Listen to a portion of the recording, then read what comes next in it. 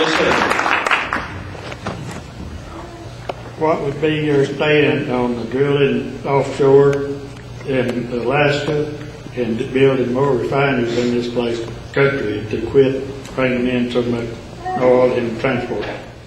It's a very complex question just asked, and he's asking me a lot of things. But the underlying question, I believe, there is energy independence. And I can tell you, we can plant corn on every square inch of this planet and not have enough ethanol to replace our fuel. So ethanol is not the answer, and ethanol subsidies are not the answer. But we do need to drill offshore. We've been doing it for years, and we've been doing it ecologically and environmentally safe, and we need to drill it on more. I've seen the way, I think that in Friendswood, we constantly have an issue with home builders, and people always think that they're evil developers. Well, unless you only plan on developing one neighborhood, you better build good houses in good neighborhoods, or you're not going to get to do it again because people will know that. I don't think oil companies are just looking to just destroy our environment and drill one well and then never drill another one. They're looking to have sustained drilling, and in order to do that, they have to do it in an environmentally safe way. They can do it. They've done it before. Are we going to have accidents? Absolutely. You ever drop your glass of milk and turn it over at the table? Yes. Well, we don't quit drinking milk because of that. We clean up and we get cups that have bigger bottoms. They don't tip over so easy. We find ways to do it environmentally safe. We need to do that. But I got to tell you that the government needs to be a partner with industry to find other sources of energy.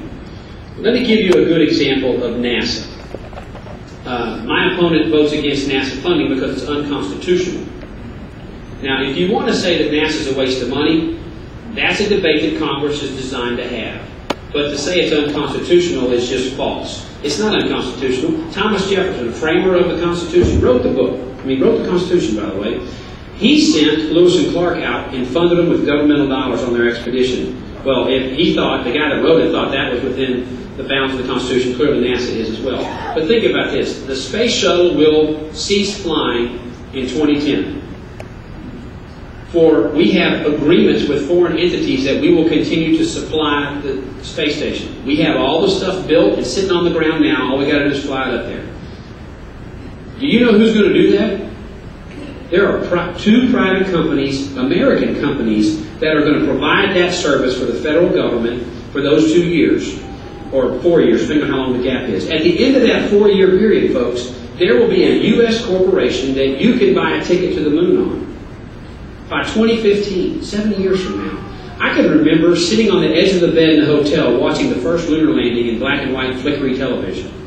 And to go in my lifetime from that to being able to buy a ticket to the moon is just absolute space age stuff for me. But that's because we've been a partner with NASA for years, building technology that makes life better and things that are beyond our reach within our grasp. And that's what the government should be doing. It should be doing it for you because we all know they waste money.